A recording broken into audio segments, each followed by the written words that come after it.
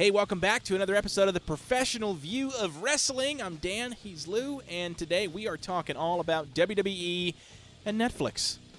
And it's kind of a big deal, right? I think it is. It's not just Netflix, it's just WWE in general is moving all of their programming around. It's crazy what's going to be coming down the pipeline. And there's other things, too. There's other things going on in the world of wrestling with branding and Vince. This has been a lot of wrestling in 2024, but obviously, like you said, Netflix is the biggest thing right now.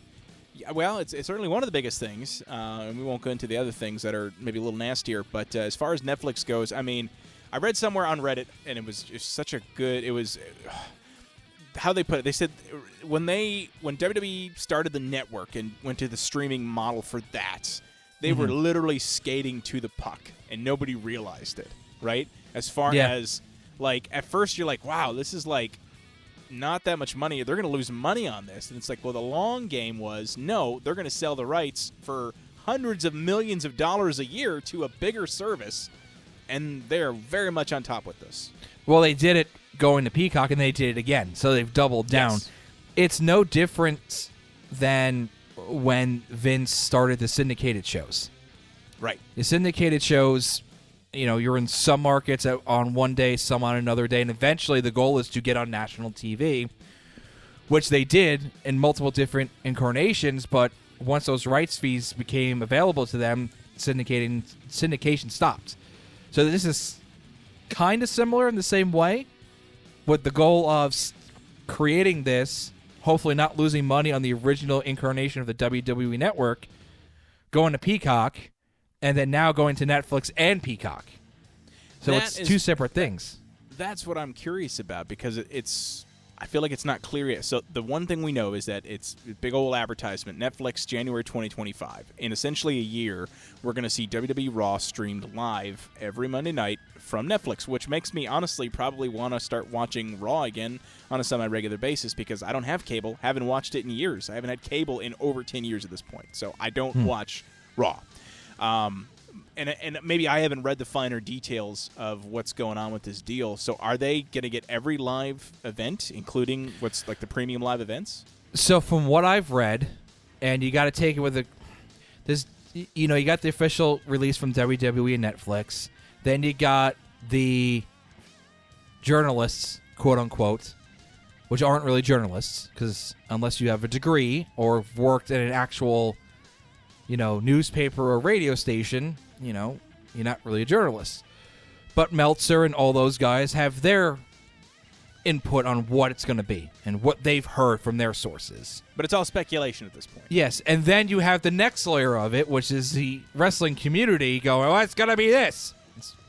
So from what I've understood, you got to take there's a lot of fine reading you got to do with this, because I was on Reddit too, and I saw a guy say the WWE agreement with Netflix is bigger than the NHL agreement. Like, no, it's not, because you're not taking into consideration North America and this and that. So, here's what I've read. WWE is going on Netflix worldwide. Raw will be on the Netflix worldwide. Outside of the United States, Netflix will get also additional things to stream as well. The WWE Network essentially is moving over to Netflix. Yeah. Except the United States. So that's what I'm not sure about. Yeah. We still have to have essentially the network and Netflix are different, at least until 2026. So your premium live events are still going to be on NBC, Universal, Peacock. The library is still going to be on Peacock, which raises an interesting question. SmackDown is on a NBC Universal station. It's going to USA. Yeah. So that will not be an issue uploading SmackDown maybe a week or two after it airs on Peacock. The interesting thing is going to be, can they air new episodes of Monday Night Raw from Netflix on Peacock? That's going to be interesting. That's what's not known, because everything prior to 2025, NBC Universal has the rights to via the library. Right. Once it gets to 25, can that, once it airs, switch over to that? Because everything, well, see, as I'm speaking out loud, SmackDown's on Fox right now, and I believe it eventually does get on Peacock. But it's interesting. I have to say kudos, because no matter what type of, however you view your TV, you're going to have a chance to watch WWE. Yep. So if you have the traditional cable model, you're going to be able to watch SmackDown. If you have basic cable, you're going to be able to watch NXT and SmackDown. If you're just streaming, you have access to Monday Night Raw via Netflix or premium live events via Peacock and the network. So if you want to watch Raw and premium live events, you're going to have 2 subscriptions. Yep. So essentially, WWE is doubling down on that. Yeah, and I think it's going to pay off for him in spades.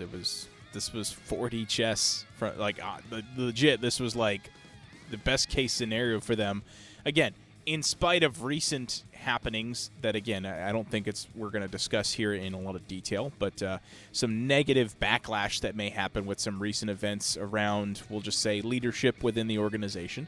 I still think in the long run this is going to be an incredibly beneficial move for them financially. And not even just that, but all the shake. I mean, The Rock is on the board of directors at TKO right now. Did you ever think that was going to happen? I mean, realistically? Well, we are going to be discussing, the Royal Rumbles from the 2000s in the near future. And, some of these from 2000 and 2001, you're watching The Rock and Triple H go out. Like, yeah, those guys are legitimately going to be running WWE. Yeah. What? And you go back further, you go into like the late 90s. Oh, yeah, that guy, Shawn Michaels, he's going to be running their minor league system. What? That's crazy. Or that guy getting a bucket of slop dumped on his head, known as Hunter Hearst Helmsley. Yeah. The thing is about, there's a very big ripple. And especially with cable being a dying form of entertainment, it seems like everybody in the sports or sports entertainment, this is a cool sports entertainment still, or are they going back to calling it pro wrestling? I think it's both. I've heard both mentioned. It's interesting because sports is, to me, the only reason people have cable still is sports. I agree. Yep, 100%. That's it. You can get your news. You can get your reality shows. Maybe it's on a day's delay. Like, my wife watches 90 Day Fiancé and all that stuff. I'll call it stuff. Live because we have cable, because we got a deal, because we just moved. But after that, it's gone. We're not keeping cable once the deal is gone. But I know if she wants to watch it, it's on the next day on streaming. So there's options. But with sports, you want to watch it live. You don't want to watch NFL playoffs, the next day because you go to work. More than likely, somebody's going to talk about it unless you're a Jets fan. There's nothing to talk about. But you're watching for the result. You're not watching for the. I mean, you're watching for the experience. But yeah, you didn't laugh at my. I got the Jets and I got a Jets reference in there, making fun of them. I didn't even catch that. I'm sorry. I did. But you're watching for the experience of it live. Yeah. So, the NHL, like 2 years ago, was like the first modern like cord-cutting era of sports to be up for renewal, and they got their big deal in the U.S. with ESPN and TNT. NBA is coming up soon also. So in between this, WWE did their thing. So it's the NBA was waiting to see what NHL did. And now you probably have AEW waiting to see what WWE did. What did they do? What did they get? They're not going to get as much. They're not going to get as long. But now they know, okay, if WWE is worth X, what we have is worth Y. And obviously it's not as much, but it's certainly something. Right. And also in this, you have a rebranding of TNA. It's nowhere near as big as what's going on in WWE. But if you're a wrestling fan, this is great in terms of the content availability.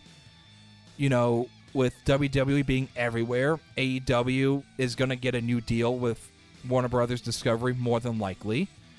And TNA is gaining momentum because they got their branding back. They got their foot back. They're, for the wrestling world, a semi-recognizable name maybe it's going to lead to something more with them because now, again, it's a trickle down. If WWE is worth X and AEW is worth Y and TNA knows they're worth Z. Again, nowhere near WWE, but it's going to be something. They have a library.